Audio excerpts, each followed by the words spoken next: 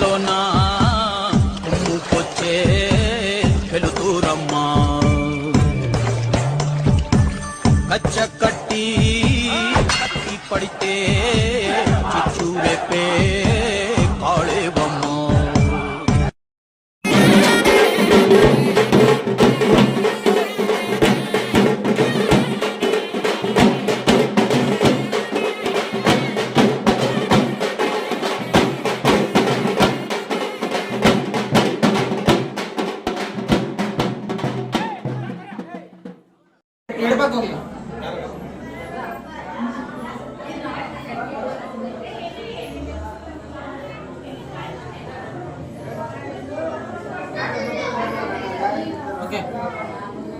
ಈ ದೇವಾಲಯ ಅತ್ತಿಗಿರಿಕೊಪ್ಪ ಈ ಒಂದು ಕ್ಷೇತ್ರ ಸುಮಾರು ನಮಗೆ ಸ್ಥಳ ಪುರಾಣ ಹೇಳಬೇಕಂದ್ರೆ ನಮಗೆ ಬುದ್ಧಿ ಬಂದಿದ್ದಕ್ಕಿಂತ ಇಂದಿನಿಂದ ನಮ್ಮ ತಾತ ಮುತ್ತಾತನ ಕಾಲದಿಂದ ಶತಮಾನಗಳಿಂದ ಈ ಒಂದು ದೇವಾಲಯ ತುಂಬಾ ಚಿಕ್ಕದಾಗಿರ್ತಾ ಇದೆ.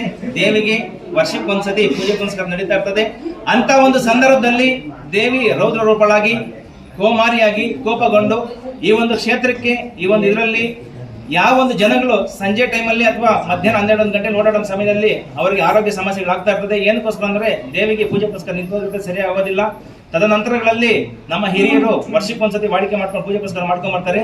ಈ ಒಂದು ದೇವಾಲಯದ ಇತಿಹಾಸ ಹೇಳಬೇಕಂದ್ರೆ ದೇವಿ ಆದಿಶಕ್ತಿ ಭದ್ರಕಾಳಿ ಅವತಾರ ಕೋಪ ಬಂದಂತ ಸಮಯದಲ್ಲಿ ಸಾಕ್ಷಾತ್ ಪರಮೇಶ್ವರನನ್ನ ಕಾಲ ಕೆಳಗಡೆ ಹಾಕೊಂಡಂತ ಮಹಾಕಾಳಿ ಅಮ್ಮನವರು ನಾನಾ ಊರುಗಳಲ್ಲಿ ನಾನಾ ರೀತಿಯಲ್ಲಿ ಅಮ್ಮನವ್ರಿಗೆ ಒಂದು ಹೆಸರಿದೆ. ಈ ಊರಿನಲ್ಲಿ ಅಮ್ಮನವ್ರನ್ನ ಊರಮ್ಮ ಹಾಗೂ ಕಾಟೇರಮ್ಮ ಅಂತ ಹೆಸರಿಟ್ಟು ಕರ್ಕೊಂತಾರೆ.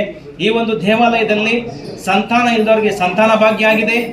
ಅದೇ ರೀತಿ ಆರೋಗ್ಯ ಸಮಸ್ಯೆ ಇನ್ಕ್ಲೂಡಿಂಗ್ ಕರೋನಾ ಸಮಸ್ಯೆ ಸಹ ಅನಾರೋಗ್ಯದಲ್ಲಿರುವಂತವರಿಗೆ ಆರೋಗ್ಯ ಆಗಿದೆ. ಇನ್ನೊಂದು ವಿಶೇಷವಾಗಿ ದೇವಿ ಸ್ತ್ರೀ ಸ್ವರೂಪಳು ಮಹಿಳೆಯರ ಸಮಸ್ಯೆಗೆ ಎತ್ತಿದ ಕೈ.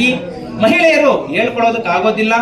ಋತುಚಕ್ರದಲ್ಲಿ ಕೆಂಪು ಬಿಳುಪು ಸಮಸ್ಯೆ ಅಂತ ಸಮಸ್ಯೆಯವರು ಡಾಕ್ಟರ್ಗಳ ಬಳಿ ಹೋಗಿ ವಾಸಿಯಾಗದೆ ಅಂತವರು ದೇವಿಗೆ ಕರಿ ಬಟ್ಟೆಯಲ್ಲಿ ಮರುಳಕ್ಕಿ ಗಟ್ಟಿ ಕಪ್ಪು ವಸ್ತ್ರ ಕೊಟ್ಟು ಅಮ್ಮನವ್ರ ಪೂಜೆ ಮಾಡ್ಕೊಂಡು ಹೋಗ್ತಾರೆ. ತದಕಾಲಕ್ಕೆ ಋತುಚಕ್ರದಲ್ಲಿ ಸಮಸ್ಯೆ ಇರುವಂತ ರೆಡ್ ಆಗ್ಬೋದು, ಕೆಂಪಾಗ್ಬೋದು, ಬಿಳಿ ಸೇರಿಗೂ ಅಥವಾ ಕೆಂಪು ಸೇರಿಗೂ ಅಂತಾರೆ ಮಹಿಳೆಯರ ಆಡುಭಾಷೆಯಲ್ಲಿ. ಅದು ಅವರಿಗೆ ಸಂಪೂರ್ಣ ವಾಸಿ ಆಗುತ್ತೆ. ಅದೇ ರೀತಿ ಅನಾರೋಗ್ಯ ಸಮಸ್ಯೆಗಳು ಸಹಿತ ಮಾಟ ಮಂತ್ರ ಬಾನಮತಿ ಏನೇ ಆಗಿರ್ಬೋದು ಈ ಒಂದು ದೇವಾಲಯದಲ್ಲಿ 9 ವಾರಗಳ ಕಾಲ ಪೂಜೆ ಮಾಡ್ಕೊಂಡ್ರೆ ಸಂಪೂರ್ಣವಾದಂತಹ ಆರೋಗ್ಯ ಹಾಗೂ ಅವರಿಗೆ ಉತ್ತಮವಾದಂತಹ ಜೀವನ ರೂಪಿಸಿಕೊಂಡಿದ್ದಾರೆ. ಈ ಒಂದು ದೇವಾಲಯದಲ್ಲಿ ಬಂದು ಇದುವರೆಗೂ ಅರ್ಕೆ ಮಾಡ್ಕೊಂಡು ಹೋಗಿರೋಂಥ ಭಕ್ತಾದಿಗಳ ಮಕ್ಕಳು ತುಂಬಾ ಡಲ್ ಇರುವಂತವರು ಇದೀಗ ಓದಿ IAS IPS ಆಗುವಂತ ಒಂದು ಹಾದಿಯಲ್ಲಿ ಸಹಿತ ಹೋಗ್ತಾ ಇದ್ದಾರೆ. ಅದೇ ರೀತಿ ಅನಾರೋಗ್ಯ ಸಮಸ್ಯೆಯಲ್ಲಿ ಈಗ 2 ದಿನಗಳ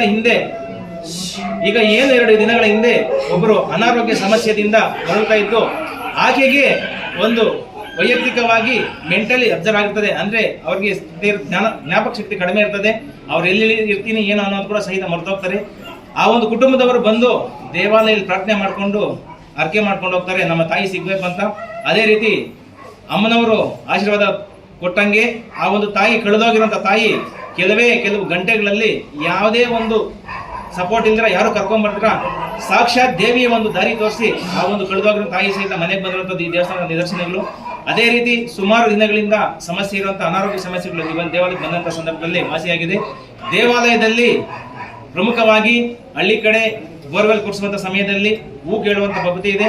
ಅದೇ ರೀತಿ ಉಸ್ತು ಮೂರ್ತಿ ಪ್ರದಕ್ಷಿಣೆ ಇದ್ದಂತ ಸಂದರ್ಭದಲ್ಲಿ ನೀವು ಗಮನಿಸಬಹುದು.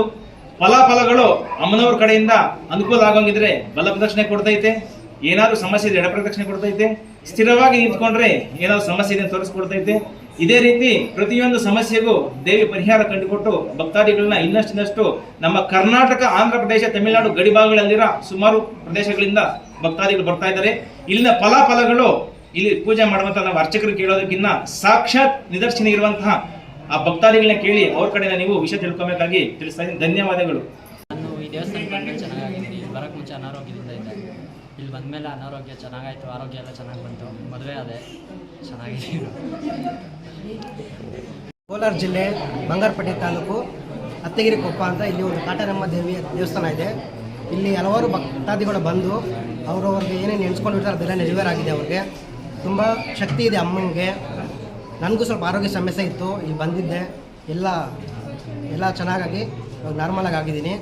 ಯಾರಿಗಾದ್ರೂ ಅವ್ರಿಗೆ ಏನೇ ತೊಂದರೆ ಇದ್ದರೆ ಇಲ್ಲಿ ಬಂದು ದೇವಿ ಹತ್ರ ಅವ್ರ ಸಮಸ್ಯೆ ಹೇಳ್ಕೊಂಡ್ರೆ ಎಲ್ಲ ಬಗೆಹರಿಸ್ತಾರೆ. ಎಲ್ಲರೂ ಬಂದು ನೋಡ್ಕೊಂಡು ಓಕೆ. ಹತ್ಕಿರ್ಕೊಪ್ಪ ಕಾಟೇರಮ್ಮ ದೇವಸ್ಥಾನಕ್ಕೆ ಬಂದ ಮೇಲೆ ಒಬ್ಬ ಅಮ್ಮ ಅವ್ರು ಕಳೆದೋಗಿರ್ತಾರೆ ಅಜ್ಜಿ, ಅವರಿಗೆ ಜ್ಞಾಪನ ಶಕ್ತಿ ಇರೋದಿಲ್ಲ. 12 ಡೇಸ್ ಆಗಿರುತ್ತೆ ಅವ್ರು ಕಳೆದೋಗಿ. ನಮ್ಮಿಂದ ನಮ್ಮ ಚಿಕ್ಕಮ್ಮ ಒಂದು ಮಾತು ಕೇಳಿರ್ತಾರೆ, ಕಾಟೇರಮ್ಮ ದೇವಸ್ಥಾನಕ್ಕೆ ಹೋದ್ರೆ ಅದು ನಡೆಯುತ್ತಾ ಅಂದ್ಬಿಟ್ಟು ಹೋಗಿ ಕೇಳ್ರಿ, ಪ್ರಶ್ನೆ ಉತ್ತರ ಕೇಳ್ರಿ. ಅವ್ರಿಗೆ ಕೇಳ್ತಾರೆ.